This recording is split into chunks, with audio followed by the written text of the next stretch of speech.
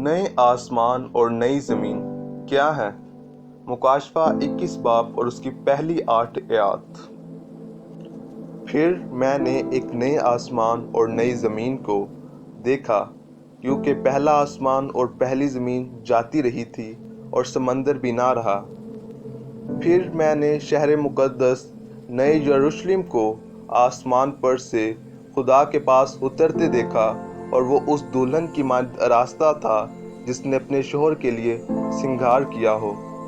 پھر میں نے تخت میں سے کسی کو بلند آواز سے یہ کہتے سنا کہ دیکھ، خدا کا خیمہ آدمیوں کے درمیان ہے، اور وہ ان کے ساتھ سکونت کرے گا، اور وہ اس کے لوگ ہوں گے، اور خدا آپ ان کے ساتھ رہے گا اور ان کا خدا ہوگا، اور وہ ان کی آنکھوں کے سب آنسو پونچھ دے گا۔ اس کے بعد نہ موت رہے گی اور نہ ماتم رہے گا، نہ آہ و نالہ، نہ درد، پہلی چیزیں جاتی رہی۔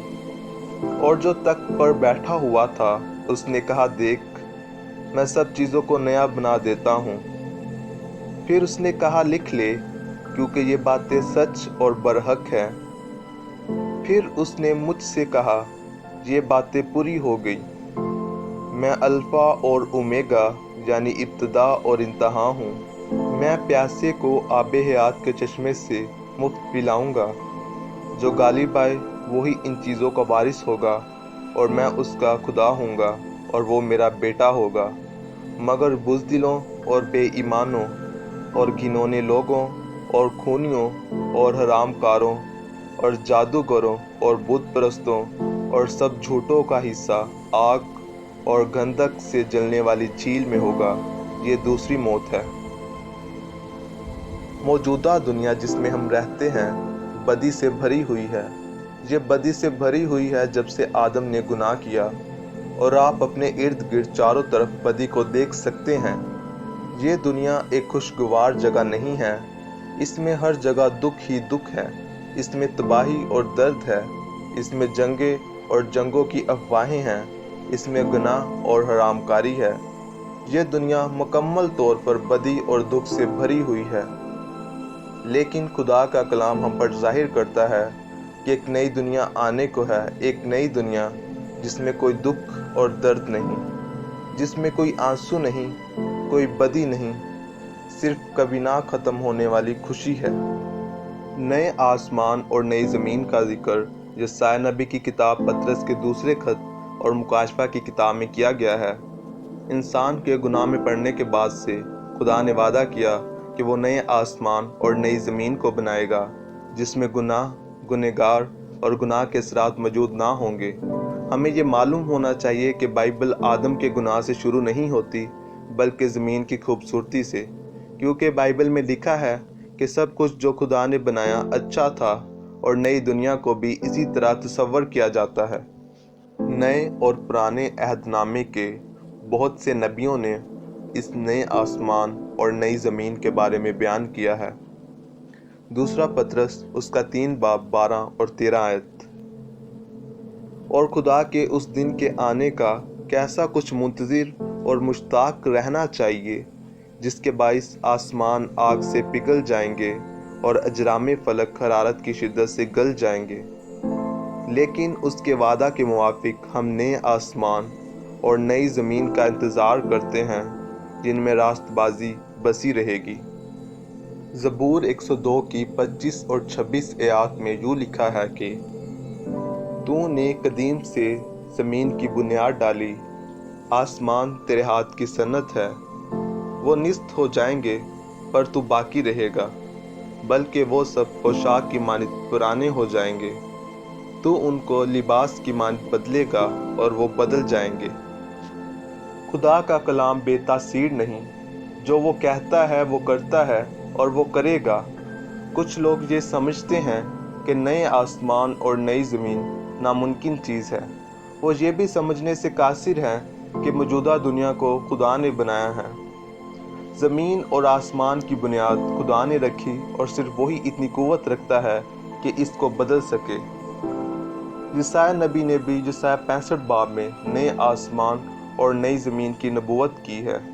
یسایا 65 باب اور اس کی 17 آیت۔ क्योंकि देखो मैं नए आसमान और नई ज़मीन को पैदा करता हूँ और पहली चीज़ों का फिर जिक्र ना होगा और वो ख्याल में ना आएंगी। एक ईमानदार मसीही होते हुए आपको हमेशा की ज़िंदगी के बारे में सोचना चाहिए, रूहानी दुनिया के बारे में सोचना चाहिए, क्योंकि रूहानी चीज़ें हमेशा के लिए हैं। हमेशा की ज़िंदगी की सोच के साथ एक और सोच आती है, और वो ये है कि जो मुश्किलात आप आज बर्दाश्त कर रहे हैं वो हमेशा तक नहीं रहेंगी। ये बिल भरना है और वो बिल भरना है हमेशा तक बाकी नहीं रहेगा। फ़िक्र और दुख बाकी नहीं रहेंगे। अक्सर हम अपनी रोज़ाना की मसरूफियात से थके हारे ये सोचते हैं कि रोज़ाना सुबह उठना, काम पर जाना और फिर सो जाना, क्या यही हकीकी ज़िंदगी है? लेकिन हकीकी ज़िंदगी खुदाए कादिर मुतलक को जानना है। हकीकी ज़िंदगी खुदा यीशु मसीह को जानना है और पाक रूह से भरना है। यही हकीकी ज़िंदगी है। आप में और मुझ में एक तड़प है, और वो तड़प खुदा को जानने की है। अल्फ़ा और ओमेगा को जानने की तड़प, उसको जानने की तड़प जिसने हमें बनाया है।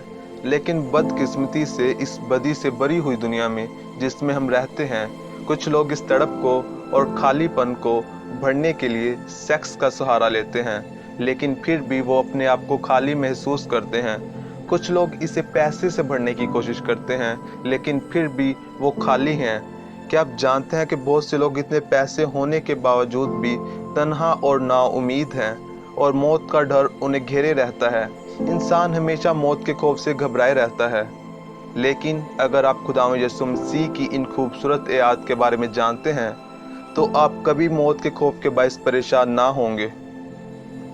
यूहन्ना 14 बाब और उसकी पहली 4 आयत। तुम्हारा दिल ना घबराए, तुम खुदा पर ईमान रखते हो, मुझ पर भी ईमान रखो। मेरे बाप के घर में बहुत से मकान हैं, अगर ना होते तो मैं तुमसे कह देता, क्योंकि मैं जाता हूँ ताकि तुम्हारे लिए जगह तैयार करूँ। और अगर जाकर मैं तुम्हारे लिए जगह तैयार करूँ तो फिर आकर तुम्हें अपने साथ ले लूँगा, ताकि जहाँ मैं हूँ तुम भी हो, और जहाँ मैं जाता हूँ तुम वहाँ की राह जानते हो। इस वक्त खुदा यीशु मसीह आपके लिए जगह तैयार कर रहा है, और वो जगह नए आसमान और नई ज़मीन है, जहां आप खुदा के साथ हमेशा की ज़िंदगी में दाखिल होंगे, जहां पर आपके आंसू हमेशा के लिए पहुंच दिए जाएंगे। हर वो चीज़ जो तन्हाई में आपके रोने का बायस बनती है। हर किसी की ज़िंदगी में कोई ना कोई चीज़ होती है जो उनके तन्हाई में रोने का बायस बनती है। वो जो भी चीज़ हो हमेशा के लिए जाती रहेंगी।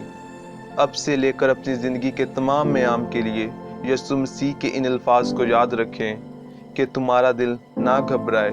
ये अल्फाज आपकी ज़िंदगी के तमाम मयाम में गूंजते रहने चाहिए। पतरस के दूसरे खत के मुताबिक हमें पाक और पाकीज़ा ज़िंदगी गुजारनी चाहिए। कोई नापाक चीज़ नए आसमान और नई ज़मीन में दाखिल नहीं हो सकती, और बाइबल के मुताबिक कोई इंसान ऐसा नहीं जिसने गुनाह ना किया हो। सब ने खुदा के अहकामात को तोड़ा है। अगर आप नए आसमान और नई ज़मीन में दाखिल होना चाहते हैं तो आपको पाक होना होगा, और एक ही हस्ती है जो गुनाहों को माफ़ करने का अख्तियार रखती है, यानी खुदावंद यीशु मसीह। उसने आपके गुनाहों के लिए सलीब पर अपनी जान की कुर्बानी देकर आपके गुनाहों का मुआवजा दिया है। रोमियो 6 बाब और उसकी 23 आयत। क्योंकि गुनाह की मजदूरी मौत है, मगर खुदा की बख्शिश हमारे खुदावंद मसीह यीशु में हमेशा की ज़िंदगी है।